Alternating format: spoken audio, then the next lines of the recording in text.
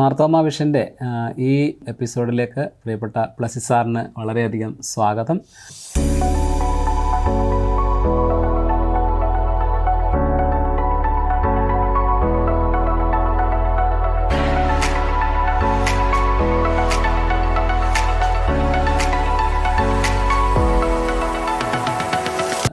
എന്നോടൊപ്പം മാർത്തോമ വിഷൻ്റെ തന്നെ director Sam ചെമ്പകത്തിലുണ്ട്.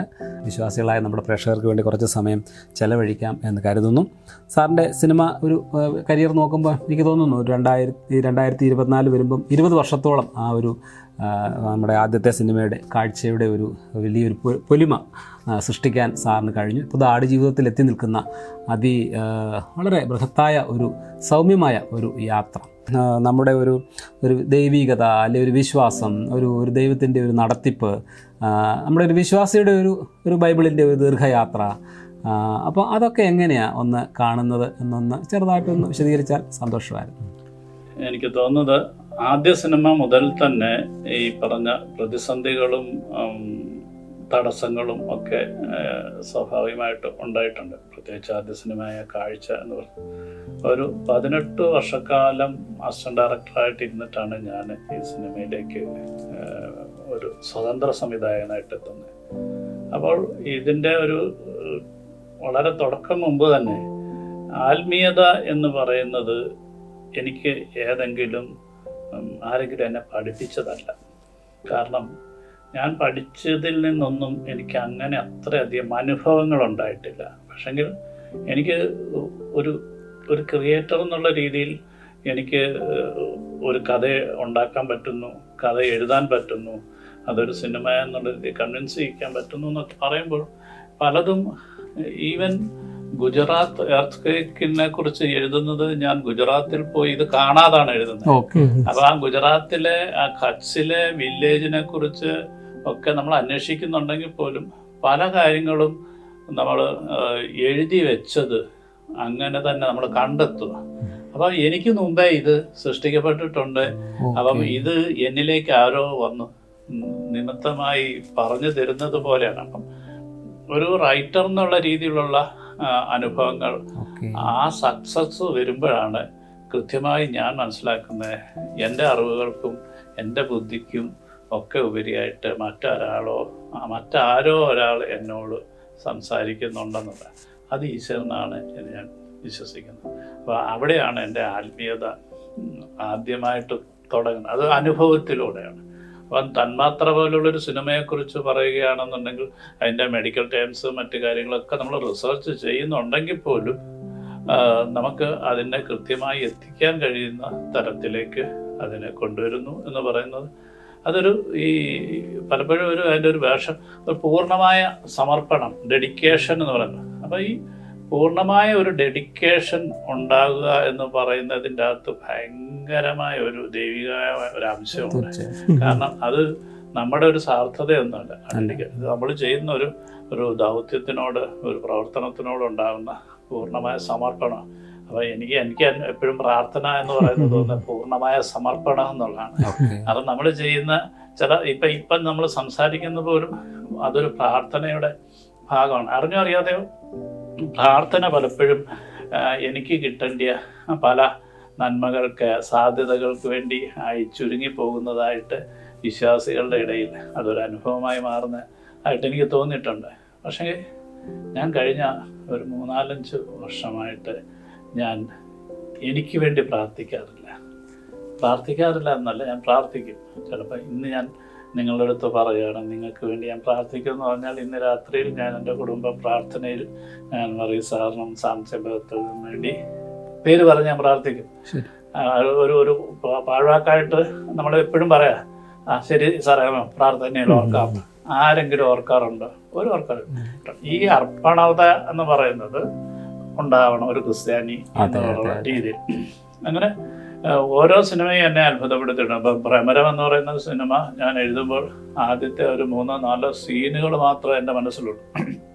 അത് ഞാൻ എഴുതി തുടങ്ങുകയും ഞാനിങ്ങനെ പലപ്പോഴും ഞാൻ ഒരാളുടെ അടുത്ത് സംസാരിക്കുമ്പോഴാണ് ഇങ്ങനെ നമ്മളിങ്ങനെ കള്ളം പറയുന്ന പോലെ അല്ലെങ്കിൽ ഒരാളെ കൺവിൻസ് ചെയ്യാൻ ശ്രമിക്കുക. അപ്പം എനിക്ക് സംസാരിക്കുമ്പോൾ പറയാം, നിങ്ങൾക്ക് ഇത് മനസ്സിലാകുന്നില്ല, അല്ലെങ്കിൽ നിങ്ങളുടെ മനസ്സിൽ ഇതിനെക്കുറിച്ചൊരു ആശങ്ക ഉണ്ടായെന്ന് തോന്നുമ്പോൾ അതിനെ ക്രമീകരിച്ച് അതിനെ ക്ലിയർ ആക്കാൻ വേണ്ടിയുള്ളൊരു ശ്രമത്തിന് ഞാൻ കൂടുതൽ പറയും. അങ്ങനെയാണ് കഥ ഒക്കെ ഡെവലപ്പ് ചെയ്തത്. പക്ഷെ ഇതിൻ്റെ ഒരു 60% എഴുതി കഴിഞ്ഞപ്പോൾ ഒരു സീനിൽ അദ്ദേഹം പൊട്ടിച്ചിരിച്ചുകൊണ്ട് ഒരു ലോറി ചവിട്ടി നിർത്തുകയും ഇതൊക്കെ ചെയ്യും. ആ സമയത്താണ് ഈ മനുഷ്യന് ഒരു ഉന്മാദ അവസ്ഥയിലുള്ള ഒരാളാണെന്ന് എഴുത്തുകാരനായ ഞാൻ പോലും മനസ്സിലാക്കുന്നത്. ഞാൻ തിരിഞ്ഞ് നോക്കി, എഴുതിയത് വായിച്ച് നോക്കുമ്പോഴാണ് അതിന് എത്രയോ മുമ്പ് അദ്ദേഹം മോഹൻലാലിൻ്റെ ക്യാരക്ടർ കൂട്ടുകാരൻ ചോദിക്കുമ്പോൾ എന്താ പേരെന്ന് ചോദിക്കുമ്പോൾ ജോസ് എന്ന് കള്ളം പറയുകയും അയാളെ ഒരു പാതി നോട്ടം നോക്കുന്നു, അയാളുടെ ചെവിയിൽ വണ്ട് മൂടുന്നത് പോലെ എഴുതിയിട്ടുണ്ട്. വണ്ട് മൂടുക ഇപ്പൊ നമുക്കറിയാലോ, ചെവിയിൽ ഇങ്ങനെ ശബ്ദമാണ് എപ്പോഴും ഉന്മാദത്തിന്റെ മറ്റൊരു വലിയൊരു. അപ്പം ഇത് കണ്ടിട്ട് എനിക്ക് മുട്ടിൽ നിന്ന് പ്രാർത്ഥിക്കാനല്ലാതെ എന്താ പറ്റും, ഇത്ര അത്ഭുതകരമായി എനിക്കറിയാതെ ഞാൻ എഴുതി വെച്ചിരിക്കുക. അപ്പൊ അത് എൻ്റെ ഒരു സാക്ഷ്യം പോലെ പറയുന്നല്ല, ഞാനൊരു വലിയ മിടുക്കനായ സംവിധായകൻ എഴുത്തുകാരനൊന്നും അല്ല. പക്ഷെങ്കിൽ ഈ അത്ഭുതങ്ങൾ എനിക്ക് സംഭവിക്കാൻ തക്കതായിട്ട് അതെനിക്ക് തോന്നുന്നു. ഞാൻ എൻ്റെ വായനയിൽ ഇപ്പം പൗലോ കൊയ്ലോ വരെ അങ്ങനെ പറഞ്ഞിട്ടുണ്ട്, മാലാഖമാരെടുത്ത് പ്രാർത്ഥനയോടുകൂടി കാത്തിരിക്കുക എന്ന് പറയുന്ന സംഭവമാണ്. അപ്പൊ ഇത് സംഭവിക്കുന്നത് വലിയൊരു അത്ഭുതമാണ്. അപ്പം ഇതാണ് എനിക്ക് എൻ്റെ ഒരു ആത്മീയത. ഈ ആടുജീവിതത്തിൽ ഒത്തിരി വെല്ലുവിളികളെ നേരിടേണ്ടി വന്നു. അതിൻ്റെ ഈ പ്രാർത്ഥന അനുഭവം അല്ലെങ്കിൽ ദൈവിക അനുഭവം എങ്ങനെയാണ്? കാരണം ജീവൻ പോലും പണയപ്പെടുന്ന ഒരു സാഹചര്യമായിരുന്നല്ലോ, ഭയങ്കര ദൈവത്തെ വിളിച്ചു. അതെങ്ങനെയായിരുന്നു ആടുജീവിതത്തിന്റെ ഒരു ആദ്യ തുടക്ക സമയത്തെന്ന് പറഞ്ഞാൽ ജോർദാൻ എന്നൊക്കെ പറയുന്ന സ്ഥലത്ത് പോകുമ്പോൾ നമുക്ക് മനസ്സിലേക്ക് നമ്മുടെ ഈ ബൈബിള് തന്നെയാണ് നമുക്ക് ഓടിയെത്തും. ഭൂമികയാണ് ആ ഒരു ചരിത്രവും കാര്യങ്ങളും. നമ്മൾ ഇതിനെ ഇങ്ങനെയാണ്, നമ്മളിതിനെ അബ്രഹാമിനെയും ഓരോരുത്തരെയും എന്ന് വെച്ച് കഴിഞ്ഞാൽ ആടുകളും മനുഷ്യരും ഒക്കെ തന്നെ അതിങ്ങനെ ഒരുപാട് നമുക്ക് അനുഭവിക്കാൻ തുടക്ക സമയത്ത് കഴിഞ്ഞിട്ടുണ്ട്. പക്ഷെ പിന്നീട് ഉണ്ടായിട്ടുള്ള പ്രയാസങ്ങൾ വരുമ്പോൾ ഉണ്ടാകുന്നത് പലപ്പോഴും നമ്മൾ എന്താ പറയുക, രാത്രിയിലൊക്കെ അലറി കരയേണ്ടി അല്ലെങ്കിൽ കരഞ്ഞ് പ്രാർത്ഥിക്കാന്ന് വെച്ചാൽ ഇപ്പം ഞാൻ ഈ പ്രായത്തിലുള്ള ഒരാള് അത് ഈ അടുത്ത സമയത്താണ് ജോർദാനിൽ നിന്ന് വന്നിട്ട് പോലും ഈ സിനിമയുടെ പൂർത്തീകരണ സമയത്തിലേക്കൊക്കെ എത്തുമ്പം അങ്ങനെയൊക്കെയുള്ള ചില ഭയങ്കരമായ പ്രയാസങ്ങൾ നമുക്ക്, അതായത് നമ്മൾ ചിലപ്പോൾ വിചാരിക്കും ഇപ്പം നമുക്ക് വീട്ടിൽ പോലും നമ്മൾ പറയും ഇത്രയധികം കഷ്ടപ്പെട്ടിട്ട്, അല്ലെ നമ്മളെപ്പോഴും പറയാറില്ല ഇത്രയും നമ്മൾ പ്രാർത്ഥിച്ചിട്ട്, അല്ലെ ഇത്രയും നമ്മളിത് ചെയ്തിട്ട് നമുക്കിത് കിട്ടുന്നില്ലല്ലോ എന്ന് പറയുന്ന സാധാരണ എല്ലാ വിശ്വാസികളുടെ ഒരു പ്രശ്നമാണ്. അപ്പം ഞാൻ ഇതിൽ അവരോടൊക്കെ പറയാറുള്ളതെന്ന് വെച്ചാൽ എനിക്ക് ഇയ്യോബിനെ അപ്പോൾ ഓർമ്മ വരിക. ഇത് വചനത്തിൽ തന്നെ നമ്മളെ പഠിപ്പിച്ചിട്ടുണ്ട്. നമുക്കിപ്പോൾ എല്ലാ യാഥാർത്ഥ്യമാകണം എന്നും അല്ലെങ്കിൽ എല്ലാം തികയണം, എല്ലാം അങ്ങ് ഏറ്റവും വലിയ വിശ്വാസിയായിരിക്കണമല്ലോ, ഏറ്റവും വലിയ നമുക്കിടെ എല്ലാവരുടെ ആവശ്യം എന്താ, കുറെ ധനികനാവണം അല്ലെങ്കിൽ പ്രശസ്തി ഉണ്ടാവണം. ആരോഗ്യത്തെ കുറിച്ച് പോലെ ഇത് രണ്ടും കഴിഞ്ഞിട്ട് നമ്മൾ അപ്പം എനിക്ക് ഒരു ബൈബിളിനെ സംബന്ധിച്ചിടത്തോളം പറയുകയാണെങ്കിൽ ഇയ്യോബിനെ കുറിച്ച് ഇത്ര ഡീറ്റെയിൽ ആയിട്ട് നമ്മുടെ അടുത്ത് സംസാരിച്ചിരിക്കുന്നതിന്റെ റീസൺ എന്ന് പറഞ്ഞു കഴിഞ്ഞാൽ ഇത് നമ്മൾ സഹിക്കുവാനായിട്ടും അവസാനം വരെ ദൈവത്തിനെ തള്ളി പറയാതിരിക്കാനായിട്ടുള്ള ഒരു ശ്രമം. അപ്പോൾ ആ രീതിയിലാണ് ഞാൻ എൻ്റെ ഈ ആടുജീവിതത്തിൻ്റെ സ്ട്രഗിൾസിനെ ഒക്കെ നേരിടേണ്ടി വന്നിട്ടുണ്ട്.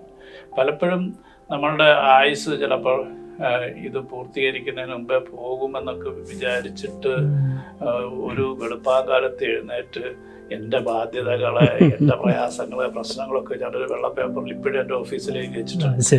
കാരണം ഇത് എന്തെങ്കിലും സംഭവിച്ചു കഴിഞ്ഞാൽ എൻ്റെ ഒരു ഉത്തരവാദിത്വമാണ്. കാരണം അപ്പൊ അത്തരത്തിലുള്ള മാനസിക സംഘർഷങ്ങൾ കൂടെ ഒക്കെ കടന്നു പോയിട്ടുണ്ട്. പക്ഷെങ്കിൽ എപ്പോഴും എന്നോട് എല്ലാവരും എന്നെ പല രീതിയിൽ പ്രശംസിക്കുന്നത് അത് എൻ്റെ ഇതുകൊണ്ടല്ലേ, എങ്ങനെ ഇതിനെ സർവൈവ് ചെയ്യാനായിട്ട് ഇത്രയും കാലം എങ്ങനെ പിടിച്ചു നിൽക്കുന്നു എന്ന് പറയുന്നത് എനിക്ക് തോന്നുന്നു ഇതിലും വലിയ സഹനത്തിൻ്റെ കഥകൾ എൻ്റെ മനസ്സിലുണ്ട്. അടുത്തൊരു ചിന്ത എന്ന് പറയുമ്പോൾ ഇത്രയും സിനിമകളിലൂടെ വരുമ്പം നമ്മുടെ വിശ്വാസത്തെക്കുറിച്ച് പറഞ്ഞു, ദൈവത്തിൻ്റെ ആ നടത്തിപ്പിനെക്കുറിച്ച് പറഞ്ഞു, മറ്റുള്ളവർക്ക് വേണ്ടി പ്രാർത്ഥിക്കുന്നതിനെക്കുറിച്ച് പറഞ്ഞു. അപ്പോൾ പ്രത്യേകിച്ചും നമ്മുടെ ഈ ഒരു കാലഘട്ടത്തിൽ ഇപ്പം സിനിമയിലേക്ക് നോക്കിക്കഴിഞ്ഞാൽ ഡിഫറെൻ്റ് ആയൊരു ക്വസ്റ്റ്യനാണ്. വയലൻസ് വളരെയധികം വർദ്ധിക്കുന്നുണ്ട്, അതവിടെ നിൽക്കട്ടെ. പക്ഷേ സാറിൻ്റെ സിനിമകളിലൊന്നും ഞങ്ങൾ വയലൻസ് കാണുന്നില്ല, സന്തോഷകരമായ മീൻസ് ഒരു നല്ല മെസ്സേജ്, കൃത്യമായൊരു യഥാർത്ഥമായ ഒരു കഥ, ഒരു മെഡിക്കൽ എക്സ്പീരിയൻസ്. ഇത് മെഡിക്കലി വളരെ ഒരു സംഭവമല്ലേ ആ സിനിമ. മെഡിക്കൽ ടേംസ് എല്ലാം എടുത്തിട്ട് നല്ല ഭംഗിയായിട്ട് ഒരു തിരക്കഥ എഴുതി അത് ഭംഗിയായിട്ട് അവതരിപ്പിക്കുന്നു. അപ്പം ഇങ്ങനെയുള്ള ഒരു പ്രത്യേകിച്ചും ഈ ഇപ്പോൾ ചില സിനിമകൾ അടുത്ത കാലത്ത് ഇറങ്ങിയ സിനിമകളൊക്കെ കണ്ടു കഴിഞ്ഞാൽ നമ്മൾ എന്തോ ഒരു ഭയങ്കര റോങ്, എനിക്കറിയില്ല ഇനി എൻ്റെ കാലഘട്ടത്തിൻ്റെ സെക്സും വയലൻസും ഡ്രഗ് വേണ്ടാത്ത കാര്യങ്ങളല്ലാതൊന്നുമില്ല. അപ്പോൾ സഭയെ സംബന്ധിച്ച് അതൊക്കെ വളരെ ആശങ്ക ഉളവാക്കുന്ന ഒരു സംഭവം. നമ്മുടെ യുവജനത എങ്ങോട്ട് പോകുന്നു? അപ്പോൾ ഇതൊന്ന് വിശദീകരിക്കാം. ഇതൊരു ഒരു കാലത്തിൻ്റെതായിട്ടുള്ള വലിയൊരു മാറ്റമാണ്. ഞാൻ ഇന്ന് എനിക്ക് തോന്നുന്നു ഞങ്ങളുടെ ഒറ്റപ്പുഴ ജെറുസലേം മർത്തോമ ചർച്ചിൻ്റെ യുവജന സഖ്യത്തിൻ്റെ പ്രവർത്തനം കാരണം ഞാൻ ആ സമയത്ത് എനിക്കവിടെ പറയാൻ പൂർണ്ണമായും സാധിച്ചില്ല എന്ന് എനിക്ക് തോന്നുന്നു. എങ്കിൽ പോലും നമ്മുടെ സഭയിൽ നമ്മൾ പഠിപ്പിക്കുന്നത്, നമ്മുടെ ഒരു സഭ കേൾക്കുന്നവരും ഒക്കെ അതുകൂടെ ആയിരിക്കുമല്ലോ, അല്ലെങ്കിൽ സഭയുമായി ബന്ധപ്പെട്ട ആൾക്കാർക്ക് കൂടുതൽ. അതുകൊണ്ട് ഞാൻ പറയാം, എന്ന് വെച്ചാൽ നമ്മൾ പൊതുവിൽ പറയുന്നതിനേക്കാൾ പൊതുവിൽ പറയേണ്ടതാണ്. പക്ഷേ നമ്മുടെ ഒരു ചെറിയൊരു കമ്മ്യൂണിറ്റിയിൽ പോലും നമ്മൾ പഠിപ്പിക്കുന്നത് എത്രത്തോളം അതിന് ആധികാരികമാണ്. ഞാനിന്ന് അവിടെ വെച്ച് ചോദിച്ചു, ഈ ശ്വാസം വലിച്ചെടുക്കുന്നതിനെ കുറിച്ചും ഓക്സിജൻ വലിച്ചെടുക്കുന്നതിനെ കുറിച്ചും ഇത് നിശ്വസിക്കുന്നതിനെക്കുറിച്ചും ഒക്കെ എല്ലാവർക്കും അറിയാം, അതൊരു പുതിയ കാര്യം. എന്തിനാണ് ശ്വാസം വലിച്ചെടുക്കുന്നതെന്ന് അറിയുന്ന എത്ര കുട്ടികളുണ്ട്? ഓക്സിഡേഷൻ നടക്കുന്നതിനെക്കുറിച്ച് സയൻറ്റിഫിക്കലി എത്ര പേർക്കറിയാം? ചോദിച്ചു, ആരും എനിക്ക് മറുപടി പറഞ്ഞില്ല.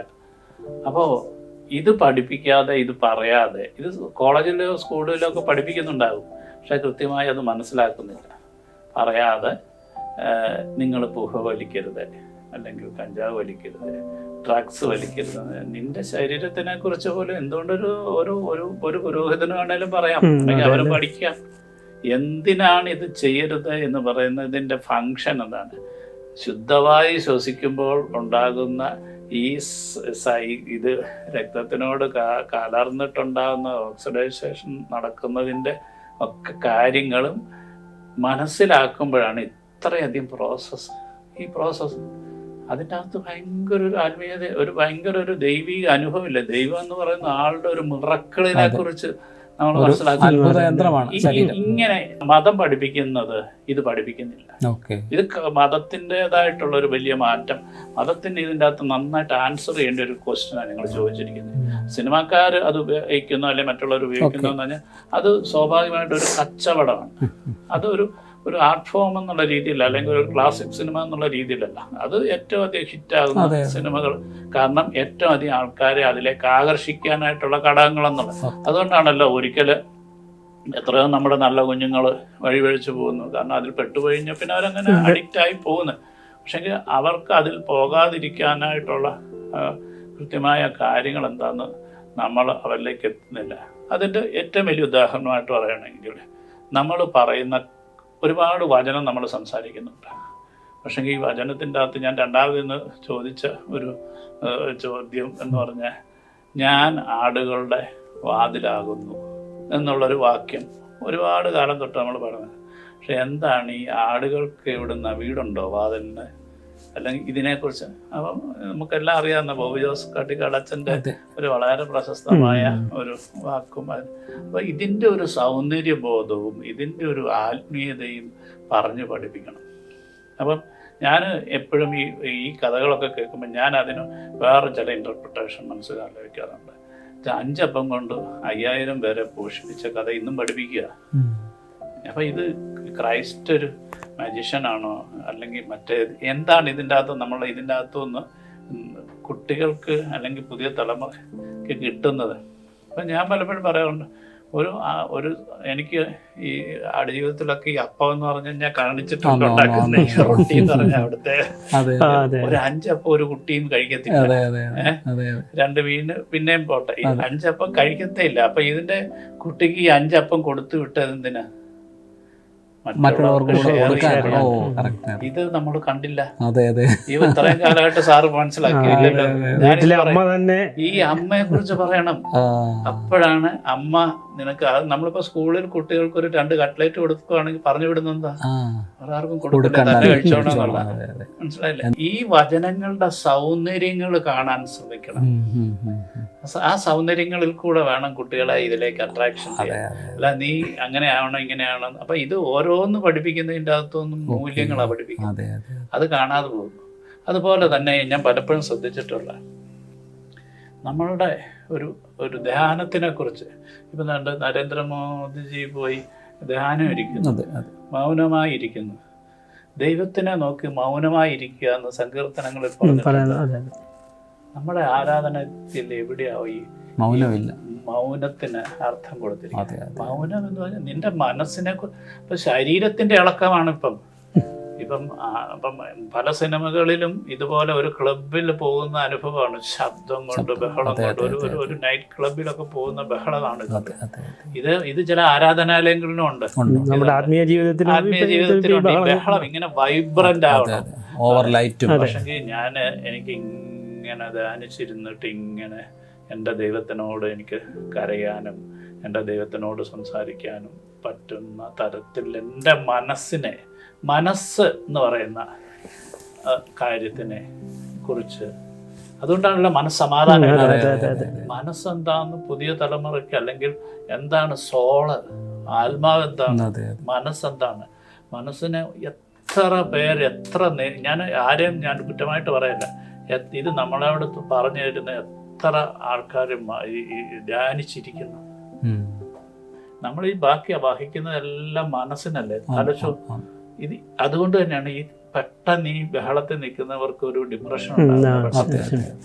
പരാജയങ്ങളോ തകർച്ചകളോ അവർ പ്രതീക്ഷിക്കാത്ത അവസ്ഥകൾ ഉണ്ടാകുമ്പോഴത്തേക്ക് അപ്പം ആത്മീയത പറയുമ്പോൾ മനസ്സിനെയാണ് സ്പർശിക്കുന്നത്. അപ്പൊ സഭ ഒരു ധ്യാനത്തിന്റെ മറ്റൊരു തലം കൂടെ തേടണം എന്നൊരു അർത്ഥത്തിലാണ്. തീർച്ചയായിട്ടും അങ്ങനെ എത്തുമ്പോൾ മാത്രമാണ് പലരും എന്തിനാണ് ചിലരും മദ്യപിക്കുന്നത്, ചിലരെന്തിനാണ് ഡ്രഗ്സ് ഉപയോഗിക്കുന്നത്, അവരുടെ മനസ്സമാധാനം കിട്ടാൻ വേണ്ടി, അല്ലെങ്കിൽ അവർ റിലാക്സ് ചെയ്യാൻ. നീ അതിനെക്കാട്ടും നിനക്ക് കണ്ണടച്ച് ധ്യാനിച്ചു കഴിഞ്ഞാൽ അതിന്റെ ഒരു രീതിയിൽ, ഈവൻ മ്യൂസിക് ഓൾസോ, സംഗീതത്തിനെ പോലും ആ രീതിയിൽ നിങ്ങൾക്ക് മ്യൂസിക്കിനെ കുറിച്ച് ചിന്തിക്കാൻ പറ്റുന്നില്ല. കാരണം ഒരു ഭയങ്കരമായിട്ടുള്ള ഒരു ഓർക്കസ്ട്രേഷനിൽ പോകുന്നതാണ് യൂത്തിന് ആഗ്രഹം എന്ന് പറഞ്ഞിട്ട് നമ്മുടെ മ്യൂസിക് മാറുക അല്ലേ? അപ്പൊ അത് എന്തുകൊണ്ട് ക്ലാസിക് സ്വഭാവങ്ങൾ നമ്മുടെ ചിന്തകൾക്ക് നഷ്ടപ്പെടുന്നു, നേതൃത്വങ്ങൾക്ക് നഷ്ടപ്പെടുന്നു, സഭയ്ക്ക് നഷ്ടപ്പെടുന്നു എന്നുള്ളതാണ് എൻ്റെ വളരെ തുറന്നുള്ളൊരു അഭിപ്രായം. അപ്പോൾ നമ്മുടെ ക്രിസോസ്റ്റം തിരുമേനിയുടെ 48 മണിക്കൂർ വേൾഡ് റെക്കോർഡൊക്കെ കിട്ടിയ സിനിമകൾ, അപ്പോൾ അതിൻ്റെ എത്ര മർത്തമാക്കാർ കണ്ടു? ആരെങ്കിലും ഇപ്പം ആദ്യമായിട്ടാണ് സാറ് ഈ ക്രിസോസ്റ്റം ഒരു മർത്തമാക്ക ഒരു ഇതില്ലേ, പ്രത്യേകിച്ച് വളരെ സന്തോഷമാണ്. ചോദിച്ചോട്ടെ, ഞാൻ മറുപടി പറയാം. അപ്പോൾ 48 മണിക്കൂർ ക്രിസോസ്റ്റത്തെ ഞാനത് അത്യാവശ്യം കുറേ കണ്ടു. അപ്പം അതിനകത്ത് ആ ഒരു ലൈം ലൈറ്റ്, ഒരു എന്താ പറയുന്ന ഒരു ഒരാളെ നല്ല രീതിയിൽ പ്രസൻറ്റ് ചെയ്യുന്ന ഒരു ടോട്ടൽ 360 ഡിഗ്രിയിൽ ഒരാളെ അവതരിപ്പിക്കുന്ന ഒരു ബൃഹത്തായ വർക്ക്. അപ്പം അത് പ്രയോജനപ്പെട്ടിട്ടില്ലെന്നാണോ പറയുന്നത്? വേണ്ട രീതിയിൽ ഒരിക്കലും സഭയിൽ നിന്ന് എനിക്ക് തോന്നുന്നില്ല. ഞാൻ വളരെ ഓപ്പണായിട്ട് പറയുന്നത്, സഭയുടെ ഒരു നേതൃത്വത്തിൽപ്പെട്ട ഒരാൾ പോലും ഞാൻ ഇത് നിരീക്ഷിച്ചിട്ടുണ്ടെന്നോ അതിനെക്കുറിച്ചൊരു അഭിപ്രായം എൻ്റെ അടുത്ത് പറഞ്ഞിട്ടില്ല. അത് ലോങ് ആയി പോയതുകൊണ്ടാണോ ഇപ്പോൾ എല്ലാം? അത് 18 അതിന് ഓരോ അരമണിക്കൂർ ഓരോ എപ്പിസോഡായിട്ടാണ് നമ്മളത് പുറത്തിറക്കിയിട്ടുള്ളത്. അങ്ങനെ ഒരു സംഭവം ചെയ്തതായിട്ട് പോലും ഇപ്പോഴാണ് ക്വസ്റ്റ്യൻ വരുന്നത്. ശരി, മനസ്സിലായില്ലേ? അതെൻ്റെ ഒരു ആത്മനിർവൃതി. ഞാനൊരു ഗുരുതുല്യനായിട്ട് അദ്ദേഹത്തിനെ കാണുന്നു. കാരണം അദ്ദേഹം സംസാരിച്ചിരുന്ന അദ്ദേഹത്തിന്റെ ആത്മീയത എന്ന് പറയുന്നത് വളരെ ഡിഫറെന്റാണ്. മനസ്സിലായില്ലേ? നമ്മളുടെ മനസ്സിൽ, അതായത് ഈശ്വരനെ നമ്മളിൽ കൂടെ പകുതി ഉണ്ടെന്ന് വിശ്വസിക്കുന്ന ഒരു രീതിയിലുള്ള ചിന്തകളാണ് അദ്ദേഹത്തിലുണ്ടെന്നത്. നമ്മുടെ ഒരു ആരാധനാ ജീവിതവും ആത്മീയ ജീവിതവും പ്രാർത്ഥനാ ജീവിതത്തിലും ഒരു മാറ്റം വേണമെന്നുള്ള ഒരു അഭിപ്രായം മുന്നോട്ട് വെക്കുന്നത്. അത് എവിടെ നമുക്കതൊന്ന് എവിടെ തുടങ്ങാൻ പറ്റും? എനിക്ക് എൻ്റെ ഒരു ചിന്ത ഞാൻ എപ്പോഴും പറയുമ്പോഴും ഞാനൊരു ദൈവശാസ്ത്രം പഠിച്ച ഒരാളല്ല, അങ്ങനെ രീതിയിൽ ഞാനൊരു ആർട്ടിസ്റ്റ് ഒരു കലാകാരൻ, എഴുത്തുകാരൻ എന്നുള്ള രീതിയിൽ മാത്രമുള്ള എൻ്റെ ഒരു ചിന്തയാണ്. ഞാൻ പലയിടത്തും പ്രസംഗിക്കുമ്പം ചെയ്തിട്ട് ഞാൻ എന്തുകൊണ്ട് ഞാനൊരു ക്രിസ്ത്യൻ ആയിരിക്കുന്നു എന്നുള്ളതിൻ്റെ മുഖ്യമായ കാരണം, ഞാൻ ഇതിൽ സ്വീകരിച്ചിട്ടുള്ളത് ദൈവം സ്നേഹമാകുന്നു എന്ന് പറഞ്ഞിട്ടുള്ളത് ക്രിസ്ത്യാനിറ്റി മാത്രമേ ഉള്ളൂ.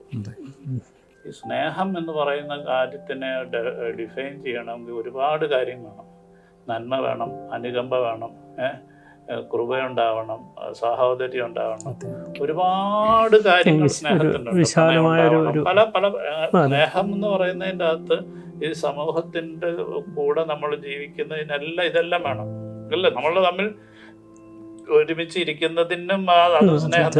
അപ്പം ഇത് കാണാത്ത സ്നേഹം നമുക്ക് കാണാൻ പറ്റത്തില്ല. നമുക്കിടയിൽ ഒരു സ്നേഹമുണ്ട്. എനിക്ക് വറീസ് സാറിനോട് സ്നേഹമാണെന്ന് പറഞ്ഞത് അത് ഒരു മെറ്റീരിയൽ അല്ല, അതാണ് ഈശ്വരൻ. അതുകൊണ്ടാണ് ഈശ്വരനെ നമുക്ക് കാണാൻ പറ്റാത്തത്.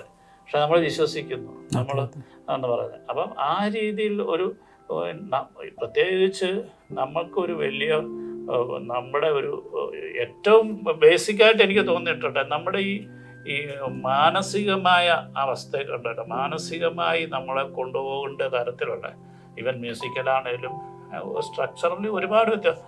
നമ്മൾ ഇപ്പം ഒരുപാട് മാറ്റങ്ങൾക്ക് നമുക്ക് ഇപ്പം ഞാൻ പറയാം, 2018 ഞാൻ ഷൂട്ടിംഗ് ആരംഭിക്കുമ്പോൾ ഉപയോഗിച്ചിരുന്ന അന്നത്തെ ഇന്ത്യയിലെ ഏറ്റവും മികച്ച ക്യാമറയും ക്യാമറാമാനും ഒക്കെ ആയിട്ടാണ് ഞാൻ തുടങ്ങിയത്. SST അരിയിലാണ് ഞാൻ തുടങ്ങുന്നത്. പക്ഷെങ്കിൽ 2 വർഷം കഴിഞ്ഞ് 2020 ആകുമ്പോഴത്തേക്ക് അലക്സ മിനി എന്ന് പറഞ്ഞുകൊണ്ട് വീണ്ടും ഡിജിറ്റലി വീണ്ടും ഏറ്റവും ഡെവലപ്ഡായിട്ടുള്ള വൈഡ് സ്ക്രീനൊക്കെ ഉള്ളൊരു ക്യാമറയിലേക്ക് മാറി. ഇത് കാലത്തിന് എന്താ വെച്ച് കഴിഞ്ഞാൽ അന്ന് ഞാൻ 2K ആദ്യം ഷൂട്ട് ചെയ്തിട്ടുണ്ടെങ്കിൽ അത് 4K ആയി, 6K ആയി, 8K ആയി, ഇങ്ങനെ മാറിക്കൊണ്ടിരിക്കുക. ഈ മാറ്റം യുവതലമുറയ്ക്ക് വന്നു. ഈ മാറ്റം യുവതലമുറയ്ക്ക് വന്നത് കൊണ്ടാണ് അവര് പള്ളിയിൽ ആബ്സെന്റ് ആകുന്ന യുവജന സംഘത്തിൽ പിള്ളേരുണ്ടാകാതെ വരുന്നത്. കാരണം ഇപ്പോഴും അവര് കേൾക്കുന്നത് ഒരേ കാര്യം തന്നെയാണ്. ഒരു പറച്ചിലുണ്ട്, ഒരു സംവിധായകൻ ഒരു ക്യാമറ വെക്കുന്ന ആംഗിള് ആളുടെ പൊളിറ്റിക്സ് ആണ് ദൃശ്യമാകുന്നതെന്ന് പറയാറുണ്ട്. ഇപ്പം പരിസ്ഥിതി ഇഷ്ടപ്പെടുന്ന ഒരാളാണെങ്കിൽ ചിലപ്പോൾ ആകാശമായിരിക്കും ആദ്യം കാണുന്നത്, ചിലപ്പം നഗരങ്ങളെ ഇഷ്ടപ്പെടുന്ന ആളാണെങ്കിൽ പട്ടണങ്ങളിലേക്കായിരിക്കും കൊണ്ടുപോകുന്നത്, അങ്ങനെയൊക്കെയുണ്ട്. അപ്പോൾ സാറിൻ്റെ അങ്ങനത്തെ എന്തെങ്കിലും ആംഗിൾസ് ഉണ്ടോ, പൊളിറ്റിക്സ് ഉണ്ടോ, ഇൻഹിബിഷൻസ് ഉണ്ടോ, അല്ലെങ്കിൽ ഇതുപോലുള്ള എന്തെങ്കിലും പ്രത്യേകതകളുണ്ടോ? ബോധപൂർവമായ എൻ്റെ ഒരു ശ്രമങ്ങളും ഇല്ല. ഞാൻ ഒരു വിഷയത്തിനെ കുറിച്ച് വരുമ്പോൾ അതിനെക്കുറിച്ച് മാക്സിമം, കാരണം ബേസിക്കലി എനിക്ക് ഇതിനെക്കുറിച്ച് ഒരുപാട് അറിവില്ലാത്ത ഒരാളാണ്. അതുകൊണ്ട് തന്നെ ഞാൻ അത് മനസ്സിലാക്കാനായിട്ട് ഒത്തിരി ശ്രമിക്കും. എനിക്ക് എന്തെങ്കിലും അറിവുണ്ടെന്നുള്ളൊരു തോന്നൽ എനിക്കില്ലാത്തത് കൊണ്ട് തന്നെ ഈ അറിവ് തേടി ഞാൻ പോകാറുണ്ട്. അപ്പോൾ അതുകൊണ്ട് ഉണ്ടാകുന്നതാണ് കൂടുതൽ റിസർച്ചുകൾ ഉണ്ടാകുന്നത്. ഒരു തിരുവല്ല അല്ലെങ്കിൽ മാർത്തോമാ സഭ എന്നുള്ള ഒരു പശ്ചാത്തലത്തിൽ നിൽക്കുന്ന ഒരാളെന്നുള്ള നിലയിൽ, പക്ഷെ അതിൽ നിന്ന് വ്യത്യസ്തമായ ഒരു ആളായിരുന്നു, ഒരു ക്രിയേറ്റിവിറ്റി ഉള്ള ഒരു സംഭവം സാറ് കാണിക്കുന്നുണ്ട്. അപ്പോൾ സാറിൻ്റെ ഒരു പൂർവികരുടെ അല്ലെങ്കിൽ അങ്ങനെ ഒരു ബാക്ക്ഗ്രൗണ്ട് എന്തെങ്കിലും അതിനകത്ത് പറയാനോ, അല്ലെങ്കിൽ തിരുവല്ലക്കാരനെന്ന് ഞങ്ങൾക്കെല്ലാം അറിയാം, എന്നാലും ആ ഒരു പശ്ചാത്തലം അങ്ങനെ എന്തെങ്കിലും ഒരു കടപ്പാടോ അല്ലെങ്കിൽ ലീനിയേജോ എന്തെങ്കിലും പറയാൻ വല്ലതും പറ്റുമോ? എനിക്ക് അങ്ങനെ പറയാൻ പെട്ടെന്ന് പറ്റുന്നില്ല. പക്ഷെങ്കിൽ ഒരു മാർത്തോമാ സഭയിൽ ഇത്രയെങ്കിലും ഞാൻ എന്നെ അറിയപ്പെടുന്ന തലത്തിലേക്ക് അല്ലെങ്കിൽ എന്നെ അംഗീകരിക്കപ്പെടാൻ തക്കതായിട്ടുള്ളൊരു കാരണത്തിൻ്റെ മുഖ്യ കാരണക്കാരൻ ക്രിസോസ്റ്റം തിരുമേനി. എനിക്ക് ഇപ്പോഴും ഓർക്കുന്നു, 2004 ഞാൻ ആദ്യ സിനിമ ചെയ്തു.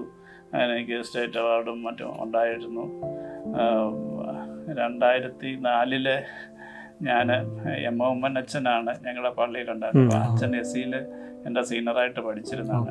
അച്ഛൻ്റെ പപ്പ ഇവിടെ SC-യിലെ അച്ഛനായിട്ടിരുന്ന സമയത്ത് സീനിയർ എം ഉമ്മൻ. അപ്പം ഞാൻ ഈ കാഴ്ചയുടെ കഥയൊക്കെ ചിലപ്പം അച്ഛൻ്റെ അടുത്ത് പാഴ്സണേജ് ചെന്ന് എൻ്റെ ഒരു സീനിയർ ആളോട് എന്നുള്ള രീതിയിൽ പല കാര്യങ്ങൾക്കായിട്ട് പോകുമ്പം ചില സിനിമയിൽ ആയതുകൊണ്ട് അച്ഛനോട് ഈ കഥയൊക്കെ പറയുമായിരുന്നു. അപ്പം ഞാൻ ഇതിൻ്റെ മറ്റു വർക്കുകളുമായിട്ട് മദ്രാസിൽ ഇങ്ങനെ ഇരിക്കുമ്പം ചിലപ്പം അച്ഛൻ ചോദിക്കും, ബ്ലസ്സി എന്താ ഈ കാര്യം? ഞാൻ പറയും, അച്ഛാ അടുത്ത ആഴ്ച സിനിമ റിലീസാണ്, അച്ഛൻ പ്രാർത്ഥിക്കണം എന്ന് പറയും. അപ്പോൾ ആദ്യ സിനിമ എന്നുള്ള രീതിയിൽ ഒരുപാട് ഭയത്തോടു കൂടിയാണ് നമ്മൾ ഇരിക്കുന്നത്. അപ്പം അതും പ്രകാരം അതിൻ്റെ അടുത്ത ഞായറാഴ്ച അച്ഛൻ പള്ളിയിൽ പറഞ്ഞു, നമ്മുടെ ഇടവാംഗമായ ബ്ലസ്സി ഒരു സിനിമ സംവിധാനം ചെയ്തിറക്കുന്നുണ്ട്, കാഴ്ച എന്ന് പറഞ്ഞ് നിങ്ങളെല്ലാവരും പോയി കാണണമെന്ന് പറഞ്ഞു. അച്ഛന് ഒരു 3-4 ഊമക്കത്ത് അച്ഛൻ എന്തോ പണിയായി കാണിക്കുന്നത്. പള്ളിയിലാണ് സിനിമ കാണുമെന്ന് പറയുന്നത്. ഇതാണ് പ്രശ്നം. മനസ്സിലായില്ലേ? ഇതാണ് നമ്മളെ പഠിപ്പിച്ചു വെച്ചിരിക്കുന്നത്. നമ്മുടെ ആത്മീയത ഇതാണ്. അപ്പൊ ഞാൻ അതിന് ശരിതെറ്റുകളെന്നല്ല, സാധാരണ ഒരു വിശ്വാസിയുടെ ഊമക്കത്ത് വന്നു അച്ഛനാപ്പാടെ. അതുകൊണ്ട് തന്നെ എനിക്ക് സ്റ്റേറ്റ് അവാർഡ് കിട്ടിയിട്ട് പോലും പിന്നെ അച്ഛൻ മിണ്ടി. മമ്മൂട്ടിക്കൊക്കെ അവാർഡ് കിട്ടിയിരുന്നു, ഒരുപാട് അംഗീകാരങ്ങൾ കിട്ടിയിരുന്നു, ഏഷ്യാനെറ്റ് ഇതെല്ലാം ഞങ്ങൾ ആർക്കും എന്ന് വെച്ച് കഴിഞ്ഞാൽ അച്ഛന് ഭയമായി പോയി കാണുമായിരിക്കും. വീണ്ടും ഇനി ഒരു പ്രശ്നമാണ്. തന്മാത്രയ്ക്ക് ഇറങ്ങിയിട്ട് ഈ രോഗത്തിനെ കുറിച്ച് വന്നും എനിക്ക് തോന്നുന്നു അവാർഡ് കിട്ടിയത് സമയത്താണെന്ന് തോന്നുന്നു. എന്നെ ക്രിസോസ്റ്റം തിരുമേനി അരമനയിലേക്ക് വിളിപ്പിക്കുകയും ചായയൊക്കെ തന്ന് സൽക്കരിക്കുകയൊക്കെ ചെയ്ത് എനിക്ക് കുറേ പുസ്തകങ്ങൾ തന്നു. ഞാനും തിരിച്ചു കൊടുത്തു. എന്നിട്ട് തിരുമേനി കുറ്റപ്പുഴ പള്ളിയിലേക്ക് ഒരു കുറിപ്പ് എഴുതി കൊടുത്തു, ഇദ്ദേഹത്തിനെ പള്ളിയിൽ വിളിച്ചൊന്ന് അനുമോദിക്കണം. കേരള സ്റ്റേറ്റിന്റെ 5 അവാർഡ് വാങ്ങിച്ചിട്ടിരിക്കുമ്പോൾ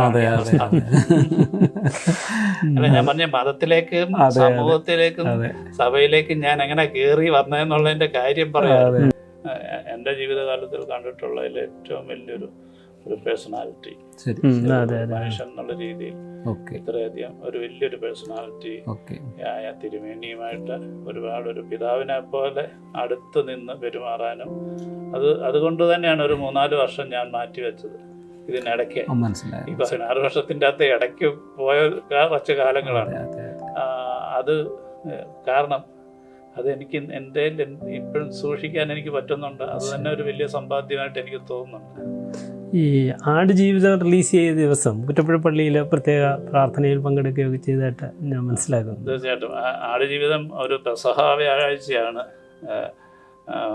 റിലീസ് ചെയ്യുന്നത്. അപ്പം പെസഹ വ്യാഴാഴ്ച എന്തിനും റിലീസ് ചെയ്തു എന്നൊക്കെ ചിലർ ചോദിച്ചിട്ടുണ്ട്. അപ്പം എന്നെ സംബന്ധിച്ചിടത്തോളം ഞാൻ കഴിഞ്ഞ എത്രയോ വർഷങ്ങളായിട്ട് ഈ ഈസ്റ്ററിൻ്റെ നോയമ്പും ക്രിസ്മസിൻ്റെ നോയമ്പും ഒരു വർഷം ഒരു 10-75 ദിവസം നോയമ്പ് നോക്കി എത്ര ഇതായിട്ടുള്ള ഘട്ടത്തിലാണെങ്കിലും ചെയ്തുകൊണ്ടിരിക്കുന്ന സംഭവം. അപ്പം അതുകൊണ്ട് തന്നെ ഞാൻ പെസഹ വ്യാഴാഴ്ച ഞാൻ പള്ളിയിൽ ഞാൻ തിയേറ്ററിൽ പോയില്ല, റിലീസിന് ഞാൻ തിയേറ്ററിൽ പോയില്ല. ഞാൻ കുറ്റപ്പുഴ പള്ളിയിലെ കുർബാനയ്ക്ക് നിൽക്കുകയായിരുന്നു. ആ സമയത്ത് എനിക്ക് മധ്യസ്ഥതയിൽ പ്രാർത്ഥന ചെയ്തു എന്ന് പറയുന്നത് എന്നെ സംബന്ധിച്ചിടത്തോളം ഷിവി അച്ഛനോടും ഫിലിപ്പ് മാത്യു അച്ഛനോടും ഒരുപാട് സ്നേഹമുണ്ട്. എന്ന് വെച്ചാൽ കാലം മാറി, 20 വർഷം കഴിഞ്ഞപ്പോഴത്തേക്കുണ്ടായ മാറ്റം അതിൻ്റെ അകത്ത് വളരെയധികം കാണാൻ കഴിഞ്ഞു എന്നുള്ളത് തന്നെ ഒരു വലിയ കാര്യമാണ്. വീട്ടിലെ ഒരു സ്ഥിതി ഒന്നും എന്ന് വെച്ചാൽ പ്രാർത്ഥന, കുടുംബജീവിതം, ആ ഒരു സ്ഥിതി സഭയുടെ അല്ലെങ്കിൽ നമ്മുടെ വിശ്വാസത്തിൻ്റെ ഒക്കെ ഒരു വൈഫും ഒക്കെ ഉണ്ട്. എനിക്ക് പ്രത്യേകിച്ച് ബൈബിൾ റീഡിങ് നന്നായിട്ട് ഞാൻ വായിക്കും. എല്ലാ ദിവസവും മിനിമം ഒരു 2 പ്രാവശ്യമെങ്കിലും പ്രഭാതങ്ങളിൽ പ്രഭാതത്തിൽ, പ്രത്യേകിച്ച് ഞാൻ എൻ്റെ ഒരു ഓഫീസ് ടൈമിംഗ് ഉള്ള സമയത്താണെങ്കിൽ ഞാൻ എഴുന്നേറ്റ് കഴിഞ്ഞാൽ ഉടൻ തന്നെ വായിക്കും. പിന്നെ ഞാൻ എൻ്റെ ഓഫീസിൽ ചെന്നിരുന്ന് കഴിഞ്ഞാൽ ആദ്യം ചെയ്യുന്നത് വേദോസം വായിച്ച് പ്രാർത്ഥിക്കുക എന്നുള്ളത്. ഈ ഒരു നിഷ്ഠ നമുക്ക് മിക്കവാറുമുണ്ട്. ഞാൻ പക്ഷേ എഴുത്തിൻ്റെ സമയത്താണെങ്കിൽ ഇതിൽ കൂടുതൽ വായിക്കും. ഏറ്റവും കൂടുതൽ വായിക്കുന്ന എഴുത്തിൻ്റെ സമയത്ത് എനിക്ക് ഞാനിപ്പോൾ ഒന്ന് എഴുതി കുറച്ച് മുന്നോട്ട് പോയി മാറി കഴിഞ്ഞൊരു കുറേ ചിന്തകളായിട്ടൊക്കെ വന്നിട്ട് വീണ്ടും ഞാൻ ഇരിക്കുമ്പോൾ ഈ ഒരു എന്തോ ഞാൻ എൻ്റെ ഒരു ഫോക്കസ്, എൻ്റെ ഒരു കോൺസെൻട്രേഷൻ്റെ ആണോ, അല്ലെങ്കിൽ എനിക്ക് അറിയാതെ വേണ്ടിയ ഒരു ബലമാണോ, അല്ലെങ്കിൽ നമ്മൾ പറയത്തില്ല ഒരു ശ്രുതി ഇടുക എന്നൊക്കെ പറയുന്ന പോലെ ഒക്കെ തോന്നുന്ന തരത്തിൽ എന്ന് വെച്ച് കഴിഞ്ഞാൽ നമുക്ക് പലതും ചില സമയത്തൊക്കെ നമ്മളോട് നേരിട്ട് സംസാരിക്കുന്നതായിട്ട് തോന്നും. ചില റീഡിങ്ങിൻ്റെ അകത്ത് ഇത് നമുക്ക് വേണ്ടി ആണിത് ഇത് നമ്മൾ തുറന്നു വെച്ചിരിക്കുന്നതെന്ന് തോന്നുന്ന ചില വാക്യങ്ങളൊക്കെ കിട്ടുമ്പോൾ നമുക്കതൊരു കൂടുതൽ നമുക്ക് തനിച്ചാണല്ലോ ഇരിക്കുന്നത്. അപ്പോൾ ആരുടെ ഒരു സപ്പോർട്ടുണ്ടെന്ന് തോന്നുന്ന ഒരു വിശ്വാസമുണ്ട്. ഓക്കെ, അപ്പം ബൈബിളും ക്രിസ്തുവും എപ്പോഴും ക്രിയേറ്റീവ് റൈറ്റേഴ്സ് അല്ലെങ്കിൽ നമ്മുടെ സർഗാത്മകതയോടൊപ്പം ഉള്ള ഒരു സംഭവമാണ്. അപ്പം അങ്ങനെ ആ രീതിയിൽ ബൈബിളിനെ എങ്ങനെ കാണും? ഒരു സർഗാത്മകതയിലേക്ക് വരുന്ന ഒരാൾ എന്തുകൊണ്ട് ബൈബിൾ വായിക്കണം? അത് മതമോച ഒന്നുമല്ല ഞാൻ ചോദിക്കുന്നത്, മനുഷ്യൻ എന്നുള്ള നിലയിൽ എന്തുകൊണ്ട് ബൈബിൾ വായിക്കണം? അല്ല, നമുക്ക് ഏറ്റവും അധികം ആൾക്കാരിലേക്ക് സംസാരിച്ചുകൊണ്ടുള്ള അല്ലെങ്കിൽ വളരെ വ്യത്യസ്തമല്ല. ഇപ്പം നമ്മളിപ്പോൾ വെറും ഒരു ചെറിയ ഒരു ചാപ്റ്റർ സങ്കീർത്തനം മാത്രം നമ്മൾ എടുത്താൽ പോലും അതിൻ്റെ അകത്തെ ഓരോ വാക്യങ്ങളിലും ഉണ്ടാകുന്ന ഒരു വലിയൊരു ഡൈനാമിക്സം. അപ്പം അതെന്ന് പറഞ്ഞാൽ അത് പക്ഷേ നമുക്ക് നമ്മളുമായിട്ട് ചേർത്ത്, അല്ലെങ്കിൽ നമ്മുടെ ഓരോ പ്രശ്നങ്ങളുമായിട്ട് വ്യത്യസ്തമായി ഓരോരുത്തരും ചേർത്ത് വായിക്കുമ്പോൾ അതിൻ്റെ അതനുസരിച്ച് മാറും. ഇതിനൊരു ഫ്ലൂയിഡ് അവസ്ഥയാണ്, അല്ലാതെ കൃത്യം അതല്ല, അതിലേക്ക് നമ്മളെ കൊണ്ടുപോകല്ല, ഒരു കെമിസ്ട്രി. അതെ. ഇപ്പം മറിയ സാറ് യഹോവ എൻ്റെ ഇടയനാകുന്നു എന്ന് വായിക്കുന്നതും സാറ് വായിക്കുന്നതും ഞാൻ വായിക്കുന്നതും ഇതിൻ്റെ അകത്തൊക്കെ നമുക്ക് വ്യത്യസ്തമായ അനുഭവ പശ്ചാത്തലത്തിലാണ് പ്രതിഫലിക്കുന്നത്. ഈ സിനിമയ്ക്ക് വേണ്ടി അനുഭവിച്ചൊരു ത്യാഗം, ഒരു സമർപ്പണം, അത് ഈ ഒരു പുതു സമൂഹത്തിന്, തലമുറയ്ക്കൊരു അതിലൂടെ കൊടുക്കാവുന്ന ഒരു മെസ്സേജ് എന്താണ്? ഞാൻ സാധാരണ ഒരു ചെറിയൊരു മാർത്താമക്കാരൻ എന്നുള്ള രീതിയിൽ തിരുവല്ലായി ജനിച്ച് വളർന്ന എനിക്കൊരു യാതൊരു പിൻബലവും എൻ്റെ ഈ സിനിമയുമായി ബന്ധപ്പെട്ടിട്ടുണ്ടായിരുന്നില്ല. പക്ഷെ ഞാനൊരു തിയേറ്ററിൻ്റെ തൊട്ടടുത്താണ് താമസിച്ചത് എന്നുള്ളതാണ് എന്നെ സിനിമയിലേക്ക് ഏറ്റവും ആദ്യം ആകർഷിക്കപ്പെടുന്നത്. പിന്നീട് പക്ഷേങ്കിൽ ഞാനൊരു ഗ്രാജുവേഷനൊക്കെ കഴിഞ്ഞിട്ട് പോലും എനിക്കൊരാളുടെ കൂടെ എത്തപ്പെടാനായിട്ടും അല്ലെങ്കിൽ ഞാൻ ഫിലിം ഇൻസ്റ്റിറ്റ്യൂട്ടിലൊക്കെ ട്രൈ ചെയ്തിട്ടൊന്നും എനിക്ക് കിട്ടിയിരുന്നില്ല. പക്ഷെങ്കിൽ എൻ്റെ ചെറിയ പ്രായത്തിൽ, എൻ്റെ ഒരു 5ാം ക്ലാസ്സിലൊക്കെ പഠിക്കുന്ന സമയത്ത് ഞാൻ അമ്മയടുത്ത് പറഞ്ഞിട്ടുണ്ട് എനിക്ക് വലുതാകുമ്പം ഒരു ഫിലിം മേക്കറാകണമെന്ന്. എന്നെ ഇപ്പം അതിശയിപ്പിക്കുന്ന പോലെയുള്ളൊരു കാര്യമാണ്. പക്ഷെങ്കിൽ ഞാൻ അതിനുവേണ്ടി അതായിരുന്നു എൻ്റെ ഫോക്കസ്. അപ്പം അതിനുവേണ്ടി ഞാൻ എൻ്റെ ഗ്രാജുവേഷൻ കഴിഞ്ഞിട്ടും ഒക്കെ ഞാൻ അതിനുവേണ്ടി മാത്രമാണ് ശ്രമിച്ചിട്ടുള്ളത്. ഏതാണ്ട് ഒരു 18 വർഷക്കാലം പിന്നീട് അസിസ്റ്റന്റ് ഡയറക്ടർ ആയതിനു ശേഷമാണ് സ്വതന്ത്രമായ ഒരു സിനിമ. അപ്പം എന്തുകൊണ്ട് അത്രയും കാലം ചെയ്യാതിരിക്കുന്നത്? അവസാനം വരെയും കാത്തിരിക്കുന്നവൻ ഭാഗ്യവാനെന്ന് നമ്മൾ ഒരുപാട് പ്രാവശ്യം സ്കൂളിൽ പറഞ്ഞു കേട്ടിട്ടുണ്ട്. പക്ഷെ അതിൻ്റെ അർത്ഥം എന്താണെന്ന് എനിക്ക് മനസ്സിലായില്ല. പക്ഷെങ്കിൽ ഈ 18 വർഷം കഴിഞ്ഞ് കാഴ്ച എന്നൊരു സിനിമ ചെയ്ത് കഴിഞ്ഞപ്പോഴാണ് ഈ കാത്തിരിപ്പിൻ്റെ നമ്മൾ ഒരു സമർപ്പണം ആവശ്യമാണ്. അതായത് എന്തെങ്കിലും ഒരു അവസരം കിട്ടുമ്പം ചാടി നമ്മൾ അതിനെ ഉപയോഗിക്കുക. അപ്പോൾ ഇതിൻ്റെ ഇടയ്ക്ക് ഞാൻ അപരൻ എന്ന് പറഞ്ഞ സിനിമ, പത്മനാഭൻ സാറിൻ്റെ അപരൻ എന്ന് പറഞ്ഞ സിനിമ ഷൂട്ട് ചെയ്യുന്ന സമയത്ത് അപരൻ്റെ എതിർത്ത് നിൽക്കുന്ന ഒരാളുടെ ഒരു ക്യാരക്ടറിന് വേണ്ടി അന്വേഷിച്ച ആ സമയത്ത് എൻ്റെ അടുത്ത് സാറ് ചോദിച്ച, ഈ സിനിമയിൽ അഭിനയിക്കുന്നോ, ഈ ക്യാരക്ടർ ചെയ്യുന്നോ എന്ന് ചോദിച്ചു. 1-2 സിനിമയിൽ അഭിനയിച്ചിട്ടുണ്ടെന്ന് തോന്നുന്നു. അത് പിന്നീട്. അപ്പോൾ ആ സമയത്ത് ഞാൻ സാറിൻ്റെ അടുത്ത് പറഞ്ഞു, ഇല്ല, എനിക്ക് ഫിലിമിക് ഡയറക്ഷനാണ് ഞാൻ താല്പര്യപ്പെടുന്നത്, ഒരു ആക്ടർ എന്ന് വെച്ചാൽ അന്ന് ചിലപ്പോൾ അങ്ങനെ ചെയ്തിരുന്നെങ്കിൽ ചിലപ്പോൾ വേറൊരു ജൂനിയർ ആർട്ടിസ്റ്റായിട്ട് പിന്നെ ഇങ്ങനെ ഇപ്പം അലഞ്ഞ് നടക്കേണ്ടി വന്നു. അപ്പോൾ ആ രീതിയിൽ നമ്മൾ ഒരു കാര്യത്തിനോടുള്ള പൂർണ്ണമായ ഡെഡിക്കേഷൻ എന്ന് പറയുന്നത്, സമർപ്പണം എന്ന് പറയുന്നത്, കമ്മിറ്റ്മെൻ്റ് എന്ന് പറയുന്നത് തന്നെയാണ് എനിക്ക്. അത് ഏത് പ്രവൃത്തിയാണേലും നമുക്ക് ഇഷ്ടമുള്ളതായിരിക്കണം. ഇപ്പോൾ എൻ്റെ മനസ്സിൽ ഞാൻ പറയും, അവസാന സമയത്തും ബോധമുണ്ടെന്നുണ്ടെങ്കിൽ മനസ്സിലൊരു സിനിമ ഉണ്ടാവണേ, തലച്ചോറിലൊരു സിനിമയുടെ തിരക്കഥ ഉണ്ടാവണേ എന്ന് ആഗ്രഹിക്കുന്ന ഒരാളാണ്. അപ്പോൾ അത് ഒരു തൊഴിലെന്നുള്ളതല്ലാതെ നമ്മളുമായിട്ട് ചേർന്ന് നിൽക്കുന്ന ഒന്നായിട്ട് മാറണം. അങ്ങനെ എല്ലാ പ്രൊഫഷനെയും കാണാൻ കഴിഞ്ഞു കഴിഞ്ഞാൽ നമ്മൾ ചെയ്യുന്ന ജോലികളെല്ലാം ഭംഗിയാവും. ഈ സോഷ്യൽ മീഡിയയുടെ ഒരു സാറിന്റെ സിനിമയെ കുറിച്ചാണെങ്കിലും ധാരാളം വിമർശനങ്ങളും അഭിപ്രായങ്ങളും എല്ലാം വന്നു. അതിനെയൊക്കെ എങ്ങനെയാണ് നേരിടുന്നത്? ഈ സോഷ്യൽ മീഡിയയുടെ ഒരു സത്യാനന്തര ഒരു പ്രചാരണത്തെ? അതിനെക്കുറിച്ച് നമ്മൾ കുറച്ചൊക്കെ ശ്രദ്ധിക്കാതിരിക്കുക എന്നുള്ളതാണ്. സോഷ്യൽ മീഡിയയിൽ വളരെ കുറച്ച് മാത്രം ഇൻവോൾവ് ചെയ്യുന്ന ഇടപെടാറില്ല. ഇല്ല, ഞാൻ അങ്ങനെ ഒരു ഫേസ്ബുക്ക് അക്കൗണ്ട് എൻ്റെ ഉണ്ടെങ്കിൽ പോലും ഞാനല്ലാതെ നോക്കുന്നത്. കാരണം കുറച്ചുകൂടെ നമുക്ക് സ്വസ്ഥമാകാൻ പറ്റും, എപ്പോഴും ഒറ്റപ്പെടാൻ പറ്റുന്നതാണ് നല്ലത്. നമ്മളൊരു ബഹളത്തിൽ ജീവിക്കുമ്പോൾ നമുക്കത് പലതും നമുക്ക് ക്രിയേറ്റ് ചെയ്യാൻ പറ്റാണ്ട് ഈ പറഞ്ഞ മൗനം നഷ്ടപ്പെടുന്നു. ഈ സിനിമയുടെ പേരിടുമ്പം 3, 4, 5 അക്ഷരത്തിനപ്പുറം പോകാറില്ല. അതിന്റെ ഒരു എന്തെങ്കിലും ഒരു രഹസ്യം എന്തെങ്കിലും പറയാമോ? ഞാൻ വെളുപ്പാങ്കാലത്ത് ഇരുന്ന് എഴുതുന്ന ഒരാളാണ്. വളരെ എത്ര മണിക്ക് ആരംഭിക്കും? അത് 3-നൊക്കെ എഴുന്നേറ്റുണ്ട്. 3 എഴുന്നേറ്റ് 3-2 മണിക്കൊക്കെ ഞാൻ എഴുന്നേറ്റ അനുഭവങ്ങൾ എനിക്കുണ്ട്. യൂഷ്വലി ഒരു 4 മണി കഴിഞ്ഞ് കഴിഞ്ഞാൽ ഇപ്പോഴും നമ്മൾ ഓർക്കം ഡിസ്റ്റർബ് ആകും എഴുതിയില്ലെങ്കിൽ പോലും. അപ്പം തലേന്ന് ഒന്നും ചിന്തിക്കാതെ കിടക്കുക. എന്തായിരിക്കാം അതിങ്ങനെ ഒരു മോളെല്ലാം ഉണ്ടായിരിക്കും. പക്ഷെ ഈ രാവിലെ എഴുതേണ്ടി ഇങ്ങനെ ആയിരിക്കണമെന്ന് അറിയത്തില്ല. അവിടെയാണ് ഈ ഞാൻ പറഞ്ഞ എൻ്റെ കൂടെ ഒരാളുണ്ടെന്ന് വിശ്വസിക്കുന്ന ഈശ്വരങ്ങളിലോട്ട് സഞ്ചരിക്കാൻ പറ്റും. അതുകൊണ്ട് ആടുജീവിതം പുതിയ തലങ്ങളിലേക്ക് എത്തട്ടെ. വലിയ വലിയ അവാർഡുകൾ ലോക സിനിമയായിട്ട് അംഗീകരിക്കപ്പെട്ട് കഴിഞ്ഞു. എന്നാലും കൂടുതൽ ഉയരങ്ങളിലേക്ക് എത്തട്ടെ എന്ന് ആശംസിക്കുന്നു. മാർത്തോമാ സഭയുടെ അല്ലേ ആശംസകളും മാർത്തോമാ വിഷ്ണു സഭയ്ക്ക് സമൂഹത്തിനൊരു അഭിമാനമായി കൂടുതൽ അഭിമാനങ്ങൾ ഉണ്ടാകട്ടെ എന്ന് ആശംസിക്കുന്നു.